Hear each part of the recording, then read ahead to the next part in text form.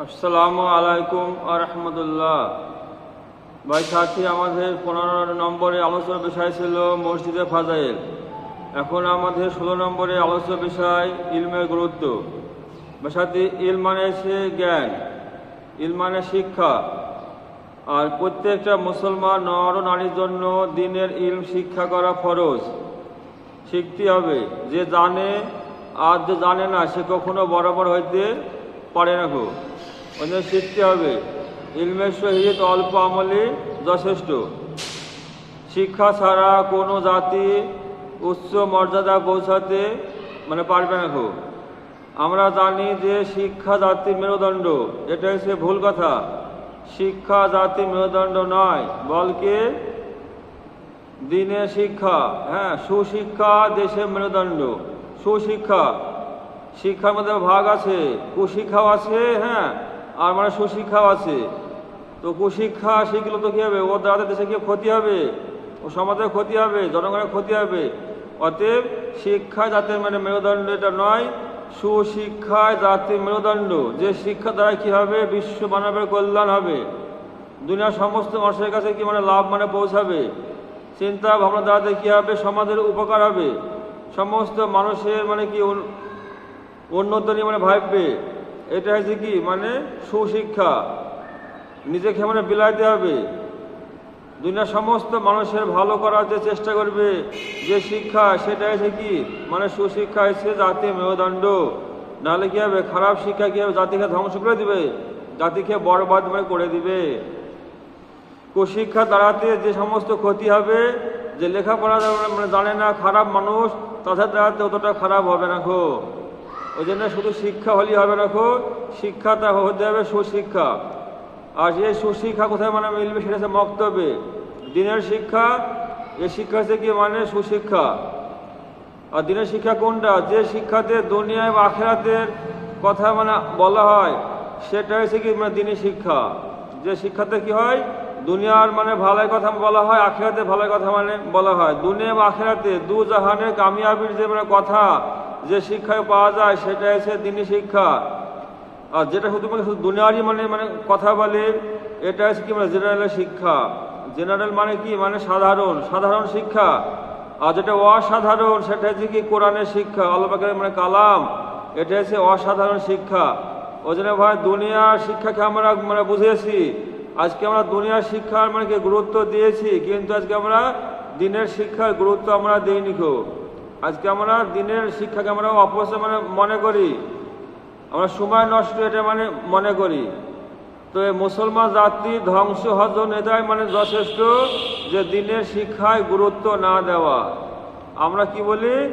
যে জেনারেল শিখতেই হবে, ডাক্তার হতেই হবে, মাস্টার হতেই হবে, ইঞ্জিনিয়ার হতেই হবে, স্কুলে কলেজে আমরা পড়তেই হবে, আমরা জোর দিয়ে বলি। তারপরে কি বলি?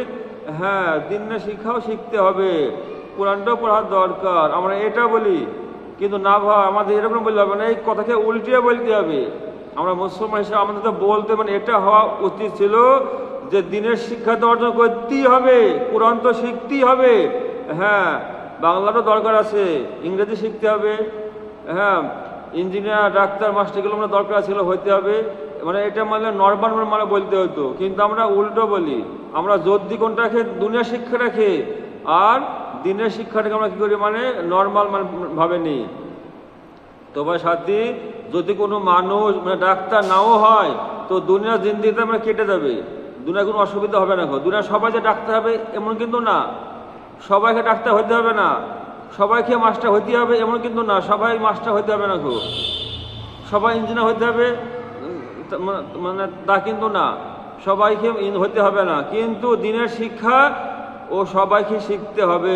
যে শিক্ষার মাধ্যমে আমি কি হারাম হালাল বুঝতে পারবো, পাক না পাক কি বুঝতে পারবো, নামাজটা আমি সঠিকভাবে পড়তে পারবো, এই সমস্ত বিষয়গুলো প্রত্যেকটা মুসলমান নরনারীর উপর হয়েছে ফরজ, অবশ্যই কর্তব্য, শিখতেই হবে। এটা গুরুত্বপূর্ণ বিষয়, আর কোনো ছাড় নাই। মনে করেন আমার বাড়িতে 10 জন সদস্য, 9 জন দ্বীনের সমস্ত শিক্ষা জানে বুঝে, আমি শিখিনি, কিন্তু না, আমাকেও শিখতে হবে। কিন্তু দ্বীনের দুনিয়ার বেলায় এরকম কিন্তু না। দুনিয়ার বেলাতে কি যে আমরা 10 ভাই, 10 ভাই কি মানে ডাক্তার হইতেই হবে এমন কিন্তু না, যে কোনো একজন হলে হলো, বা না হলেও কোনো মানে সমস্যা না, দুটা যদি কেটে যাবে। বা মাস্টার আমাদের 10 ভাই সবাই কি হয়ে যাবে এমন কিন্তু না, একজনে হলে হলো বা দুজনে হলে হলো, বা একদম না হলেও হবে, অন্য কোনো ব্যবসায়ী হবে, অন্য কোনো মানে কি মানে কর্ম ব্যবস্থা অনেক আছে, দুনিয়ার দিকে কেটে যাবে, কিন্তু আখিরাতে ভাই কাটবে না গো। আখিরাতে শিক্ষা প্রত্যেককে শিখতেই হবে। প্রাথমিক যে শিক্ষা মৌলানা মুফতি হাফেজ গাড়ি এটা হতেই হবে তা কিন্তু বলছি নি, কিন্তু যে শিক্ষার মাধ্যমে আমি নামাজটাকে সঠিকভাবে পড়তে পারবো, হারাম হালাল পাক না পাক জায়েজ না জায়েজ বুঝতে পারবো, এই পরিমাণ শিক্ষা অর্জন করা প্রত্যেকটা মুসলমান নর নারীর উপরে ফরজ করা হয়েছে। কিন্তু আজকে আমরা এই দিনের শিক্ষাকে গুরুত্ব দিইনি গো। ওই জন্য ভাই যদি আমরা মানে জেনারেল শিক্ষা মানে পাশাপাশি যদি আমরা কোরআনের শিক্ষা না দিই, দিনের শিক্ষা না দিই, তো কি হবে, ওই ছেলে বড় হয়ে কি মসজিদে আসতে মানে পারবে না গো। ও লজ্জার মানে বেড়া, বড় মানে বেড়া। ও কি বলবে যে আমি দুনিয়া সব কিছু মানে শিখেছি, ডাক্তার হয়েছি, মাস্টার হয়েছি, আমি বিশাল শিক্ষিত লোক, কিন্তু আমি মানে আরবির দিকে কিছু মানে জানিনি গো। আর মসজিদে গিয়ে মানে কি আমাকে স্যালানটা হইতে হবে, আমি মানে জানিনি মানে বলতে হবে, শিখতে হবে, এটা মানে লজ্জা। এই লজ্জার বেড়া কিন্তু মানে বড় মানে বেড়া। আবু জেহেল, আবু তালেব এরা যে মানে কালেমা মানে পড়েনি খো, ইমান আনেনি খো, তার মূল কারণ কি লজ্জার মানে মানে বেড়া। আবু তালেব কি বলেছিল যে আমি কালেমা পড়তাম, কিন্তু কিন্তু কোরাইশরা কি বলবে, আমাকে খোটা দিবে। দেখো আবু তালেব মৃত্যুর ভয়ে কালেমা মানে পড়ে নিয়েছে, এই যে একটা লজ্জা, লোকে কি বলবে। তো কি হয়েছে, কালেমা পড়তে মানে পড়েনি নিখো, তার জিন্দগি বরবাদ হয়ে গেছে। তো ভাই আমাদের সমাজে আমাদের মহল্লা যদি আমরা জেনারেল শিক্ষার পাশাপাশি দিনের শিক্ষা না দিই, কোরআনের শিক্ষা না দিই, কোনো ব্যক্তি যদি মানে কোরআন না শিখে, নামাজ সঠিকভাবে পড়তে না পারে, অজু ভাঙ্গের কারণ মানে যদি না জানে তো কী হবে, অজু গোসলের ফরজ না জানলে মানে কী হবে, ও কি মানে দুনিয়ার সমস্ত শিক্ষা শিখে আসবে, আসার পরে কি মসজিদ আসতে মানে পারবে না। জানবে বুঝছে এটা হক, এটা করতে হবে দরকার, এছাড়া উপায় নাই, কিন্তু জেনে বুঝেও মসজিদে আসবে না। কেন, ওই যে লজ্জার বেড়া, যে আমি কি মানে কিছু মানে জানিনি খো, আমি ওই সাধারণ লোকের কাছে গিয়ে আমাকে ওই ছোট হয়ে যাবে, এই কিন্তু লজ্জার বেড়া। এই লজ্জার বেড়ার জন্যই কিন্তু কি আবু তালেব কালেমা মানে মানে পড়েনি খো। আবু জেহেল জানতো আল্লাহ রসুল সত্য মানে মানে নবী, কিন্তু মানেনি কেন, যে লজ্জার বেড়া, যে আমি নেতা, আমি লিডার, আমার নেতৃত্ব মানে চলবে না, হ্যাঁ আমাকে লোকে কি বলবে, কালেমা মানে পড়ে নিলে, এই যে মানে লজ্জার বেড়া, এই জন্য কিন্তু কালেমা মানে পড়েনি খো। ওই জন্য ভাই আমাদেরকে কি বাচ্চা দেখে কি দিনের শিক্ষা দিতে হবে, মক্তবে মানে পাঠাইতে হবে, আলিম পাতা মানে পড়াইতে হবে। এটাই কি আখিরাতের সম্পদ, এসে আখিরাতের শিক্ষা। দুনিয়ার শিক্ষা আমি যাই হয় না কেন, মৃত্যুর সঙ্গে সঙ্গে সব কি মানে শেষ হয়ে যাবে, মিটে যাবে, কিন্তু আখিরাতের শিক্ষাটা ভাই বাকি থাকবে। ওই যে দুনিয়ার শিক্ষা শিখতে মানা না, ডাক্তার, ইঞ্জিনিয়ার, মাস্টার, ব্যারিস্টার, যত রকমের শিক্ষা আছে সব শিখুন, কিন্তু দিনের শিক্ষা থাকতেই হবে। এটা মানে কি কম্পালসারি, এটা মানে কমন বিষয়, থাকতেই হবে, না হলে আখিরাতের জিন্দেগি বরবাদ হয়ে যাবে। কেন ভাই দুনিয়াটা চিরস্থায়ী জায়গা না, দুনিয়া আমরা কেউ থাকবো না, কেউ ছিলাম না, থাকবো না, এটা মানে মূল বিষয়। ওই যে আমাদের টার্গেট হতে হবে আখিরাত মানে পরকাল, যে কেমন করে আমি পরকালে কামিয়াবি হয়ে যায়। যার জন্য আমাদেরকে কি এই কোরআনের শিক্ষা শিখতেই হবে। পিতা মাতার জন্য সব থেকে উত্তম সম্পদ হচ্ছে কি নেক সন্তান। যদি সন্তান নেক হয়, দিনদার হয়, আল্লাহ হয়, তো কি হবে, পিতা মাতা মরে গেলেও কবরে শুয়ে শুয়ে মানে সব মানে পৌঁছাবে, সদকা জারিয়া এ মানে কবরে পৌঁছাবে। আর যদি আমার সন্তানকে যদি আমাকে দিনের শিক্ষা না দিই, হ্যাঁ হাড় ভাঙা পরিশ্রম করি, কঠোর মেহনত করি, সুখের সংসার মানে সাজালাম, ছেলেকে ডাক্তার মাস্টার মানে বানিয়ে দিলাম, দিনের শিক্ষা মানে দিলাম না, আমরা মৃত্যু পরে কি করবে, ও মানে কি যে সমস্ত বদদিনে মানে কাজ করবে, বদদিন আমল মানে করবে, এ সমস্ত কি আমলের কি মানে গুনাহে মানে জারিয়া হিসাবে কবরে পৌঁছাবে। যেমন নেকি করলে কি সদকে যেমন জারিয়া সওয়াব মানে পৌঁছাবে, তো এমন আপনি একটা কাজ মানে করে গেলেন, কি হলো, যে গুনহার কাজ মানে চালু হয়ে গেল, আপনার সন্তান কি গুনহার কাজে লিপ্ত হয়ে গেল, তো কি হবে, ওই সমস্ত গুনহা সদকা মানে কি ওই গুনাহে জারিয়া হিসাবে পৌঁছাবে। ওই জন্য বাঁচতে হবে ভাই, দুনিয়াটা সামান্য জিন্দগি, ওই জন্য দুনিয়ার মোহে পড়ি, আমার আখিরাতকে নষ্ট না করি। হযরত মুআয জোহানী রাদিয়াল্লাহু আনহু বলেন, আল্লাহ রাসূল সাল্লাল্লাহু আলাইহি সাল্লাম মানে ফরমায় আছেন, যে ব্যক্তি কোরআন শরীফ পড়ে এবং সেই মোতাবেক আমল করে, মোটামুটি হাদিসে মাফহুম, তো তার পিতামাতাকে আল্লাহ পাক কিয়ামতের মাঠে কি করবে, নূরের মানে কি তাজ মুখ মানে পরাবে, যার আলো বলা হয়েছে সূর্যের আলো থেকে বহু গুণ উজ্জ্বল হইবে। পিতামাতা বলবে আল্লাহ মানে মুকুট মানে কিসের মানে বদৌলতে? আল্লাহ কি বলবে যে তোমাদের ছেলে মেয়েকে যে দিনের শিক্ষা দিয়েছিলে উহা মানে তাহার মানে প্রতিদান। তোমার ছেলে মেয়েকে কি করেছিলে? দিনের শিক্ষা দিয়েছিলে, যার কারণে মানে প্রতিদান। সুবহানাল্লাহ, চিন্তা করেন কত বড় পুরস্কার। কিন্তু আজকে আমরা শুধু মানে কি দুনিয়ার শিক্ষা আমরা শিক্ষিত করছি, দিনের শিক্ষা আমরা মানে শিখাচ্ছিনি, তো কি হবে? আমাদের পরকাল বরবাদ হয়ে যাবে। ওই জন্য আমাকে কি নিজের ক্ষেত্রে দিন শিখতে হবে, আর ছেলে মেয়েদেরকেও দিনের শিক্ষা শিখাইতে হবে। আমাকে তালেব ইলম হতে হবে, তালেব ইলম হয়ে বাঁচতে হবে ভাই। তালেব ইলম খাতার নাম মনে রাখতে হবে, আমি তালেব ইলম। আল্লাহ রসুল সাল্লাল্লাহু আলাইহি ওয়াসাল্লাম বলেছেন মোটামুটি কথা, যে তুমি আলেম হও, আলেম হও, না হলে তালেব ইলম মানে হও, মানে দিনের ইলম শিক্ষা মানে গাড়ি হও, ছাত্র হও। না হলে কি করো? এদের সঙ্গে মহব্বত করনে আল্লাহ হও, আলেম ওলামাকে, তারপরে কি ছাত্র ওদেরকে মাদ্রাসা থেকে ভালোবাসতে হবে, মহব্বত করতে হবে। না হলে কি করতে হবে? তুমি পঞ্চম হইও না, তুমি বরবাদ হয়ে যাবে। তাহলে কি বলছে? মানে কটা হইতে বলছে? 4টি হইতে বলছে। 1 নম্বর কি? তুমি হয় আলেম হও, না হলে কি মানে ছাত্র হও, না হলে কি এদের সঙ্গে মানে মহব্বত করনে আল্লাহ হও, আর না হলে 4 নম্বর এলেম। আলেম মানে এলেম মানে কি? শুননে আল্লাহ হও, মানে শুনো, এদের সাথে বসো, শিখো, বুঝো। আর নাহলে পঞ্চম প্রকার হইও না। পঞ্চম প্রকারটা কি? আলেম ওলামাদের সঙ্গে কি দুশ্মনী করা। এটা করলে কি হবে? সে মানে বরবাদ হয়ে যাবে। এটা করতে মানে মানা আছে। 4 নম্বর হইতে হবে, আলেম হইতে হবে, নাহলে কি ছাত্র হইতে হবে, মানে কি তালেব ইলম। নাহলে এদের সঙ্গে ভালোবাসা করতে হবে, আর নাহলে কি করতে হবে? এদের কথা শুনতে হবে, এদের কাছে বসতে হবে, এদের সঙ্গে মহব্বত করতে হবে। এই 4টি হতে হবে। পঞ্চমটা হওয়া যাবে না। পঞ্চমটা আলেম ওলামাদের সঙ্গে কি দুশ্মনী করা, এটা হচ্ছে কি পঞ্চম। এটা হলে তার জিন্দগি বরবাদ হয়ে যাবে। ওই জন্য ভাই সাথী, আলেম ওলামাদের সঙ্গে মহব্বত করতে হবে। আলেম ওলামারা হচ্ছে কি দিনের রাহবার, পথ মানে প্রদর্শক, আলোর মতো। এরা হচ্ছে আলোর মতো কি মানে জাতিকে মানে পথ মানে দেখাবে। মুসলিম জাহানের কি রাহবার হয়েছে কি ওলামায়ে হক, যারা হক্কানি ওলামা, এরা কি রাহবার। ওই জন্য ভাই এদের সঙ্গে সম্পর্ক রাখতে হবে, মিশতে হবে।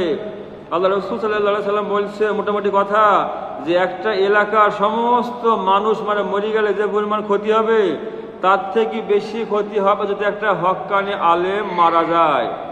একটা জাতি, একটা গোষ্ঠীর মানে মৃত্যু নগণ্য ব্যাপার, কিন্তু একটা হক্কানি ওলামার মৃত্যু বলেছে কি মানে কি বিশাল মানে মুসিবত, যার কোনো ক্ষতিপূরণ করা মানে যাবে না।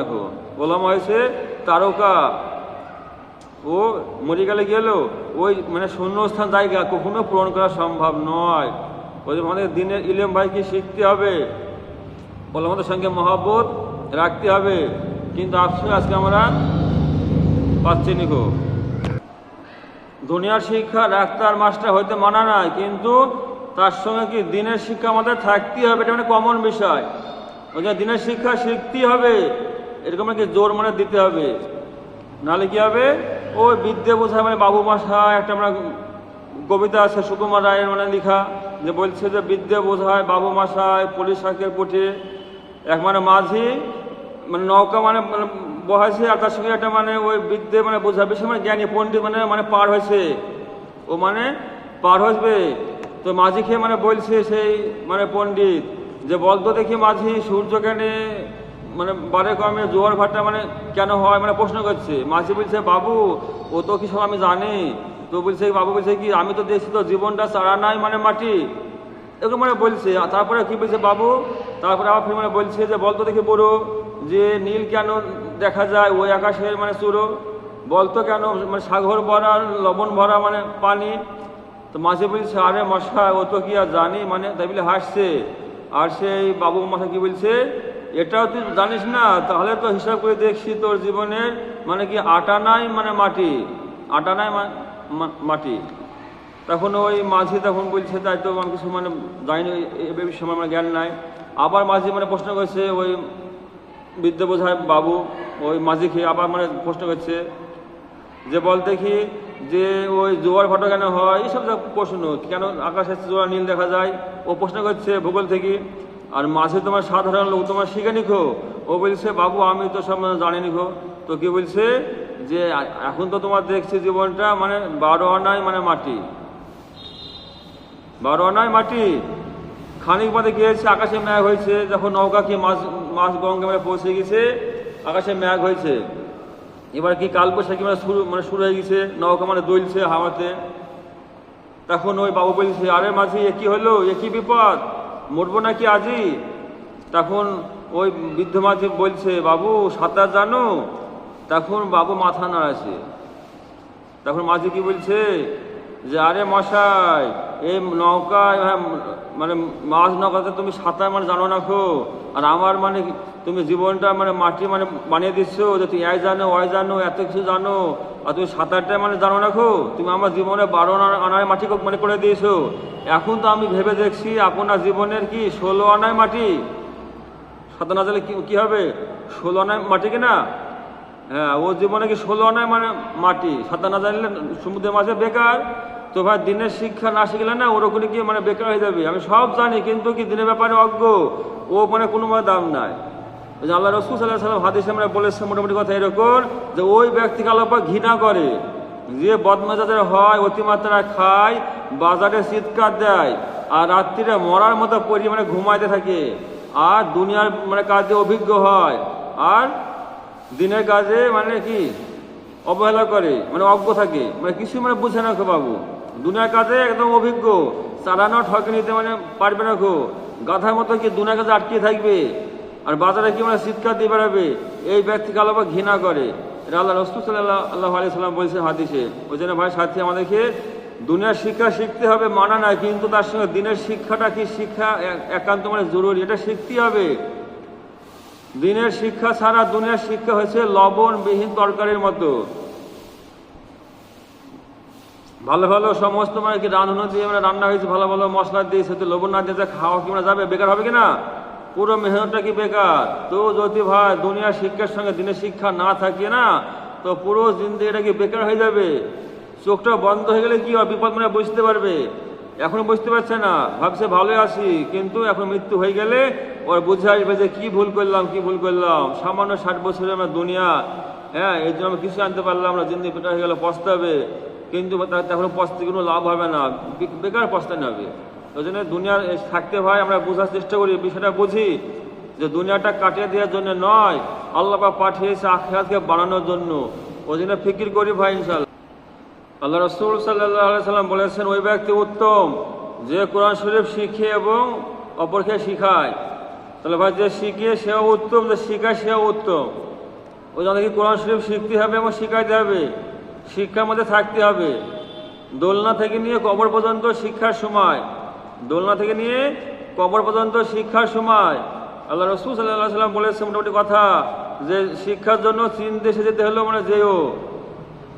তার কি শিক্ষার গুরুত্ব বুঝিয়েছে যে শিক্ষা ছাড়া কোনো জাতি উচ্চ স্তরে পৌঁছাতে পারবে না।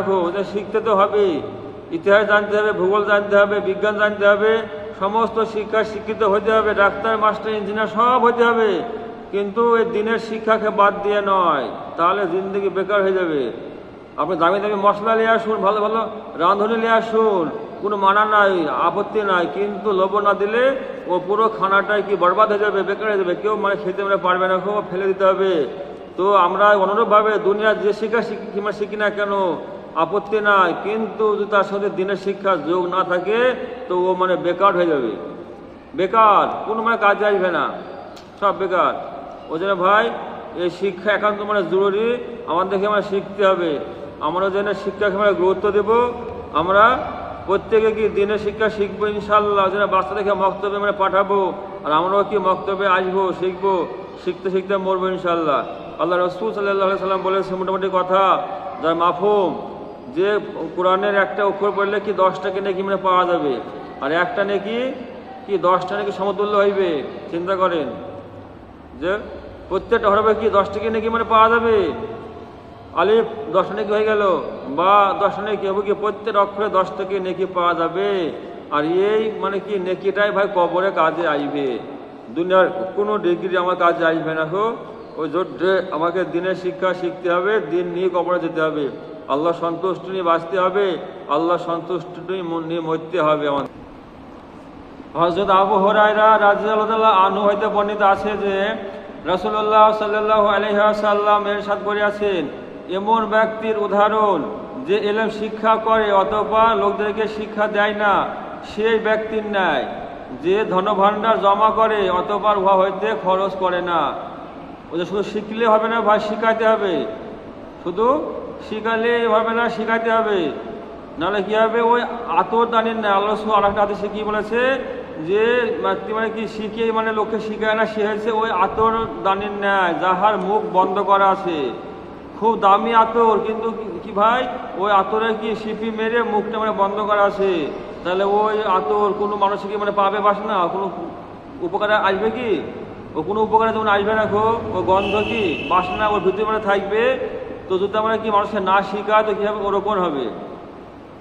আর আমরা জেনে আমল করতে হবে। আর জানলাম বুঝলাম আমল না করলে কি হবে, বুঝছে ওই মানে চেহারা জ্ঞান নাই যে জলে তো কি অর্ধাতে মানুষের উপকার হয়, কিন্তু ও নিজেকে মানে কি জ্বালায় ফেলে, ওর কোনো লাভ হয় না। ও নিজে শেষ হয়ে যায়, কিন্তু অর্ধাতে উপকার হয়। তো আমি সব জানলাম বুঝলাম বললাম, আমল না করলে কি হবে, ওই প্রদীপের নাই হবে, নিজের কিছু থাকবে না, খুব বেকার হয়ে যাবে। ওই জন্যে শিখতে তো হবেই এবং তার সঙ্গে শিখাইতে হবে। শিখো এবং শিখাও, এর মধ্যে জিন্দগি ভাই কাটাইতে হবে, শিখনেওয়ালা হইতে হবে।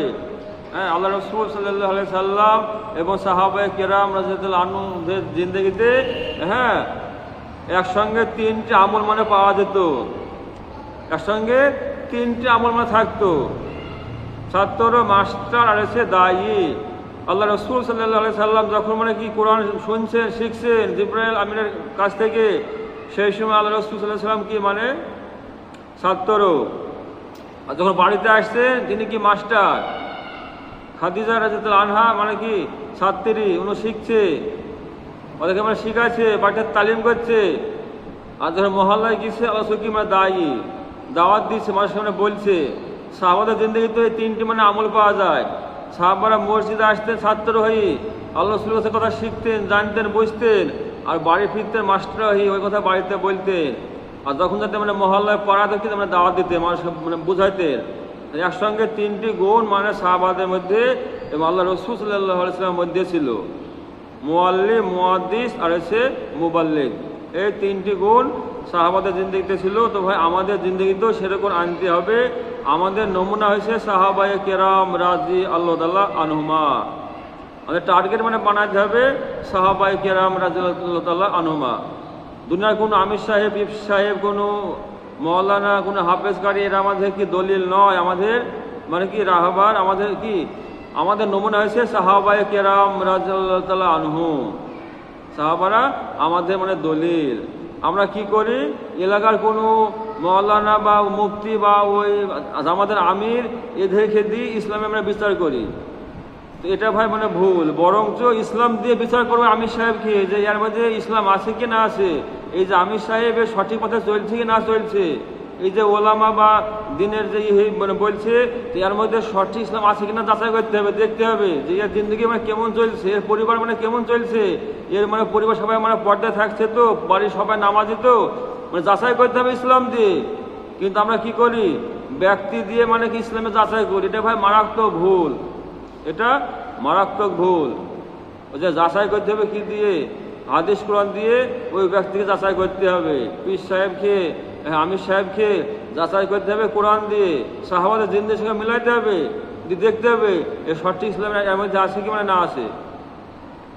কিন্তু সাধারণ একটা মানুষের দেখি ওদের ব্যবহার খারাপ, ওদের ঠিক নাই, তো আমরা কি দিন থেকে মানে দূরে সহিত যাই, কি বলে নামাজের আই করলে ওয়াই করলে ওরাই মানে বদ আস্তাগফিরুল্লাহ। আর ওরা তো দলিল নয়, আর ওদের দলিল পেশ করে আমি বাঁচবো না যে না ওরা খারাপ ছিল, যে আমি আমল মানে করিনি, মসজিদে যাইনি, আমি শিখিনি গো, আমাকে আল্লাহ আমার সেট দেবে, আমিও মুক্তি মানে পাবো না গো।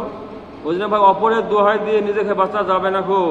ওই জন্য নিজেকে শিখতে হবে, ওই জন্য নিজেকে শিখতে হবে। শিখবেন ইনশাআল্লাহ। আল্লাহ সুবহানাহু ওয়া তাআলা আমাদের প্রত্যেককে আমলের তৌফিক দান করুন, আল্লাহুম্মা আমিন, আল্লাহুম্মা আমিন। ভাই শিক্ষার গুরুত্ব এ বিষয়ে দ্বিতীয় পাঠ আবার আমরা শুনবো ইনশাআল্লাহ। আল্লাহ আমাদের প্রত্যেককে আমলের তৌফিক দান করুন, আল্লাহুম্মা আমিন।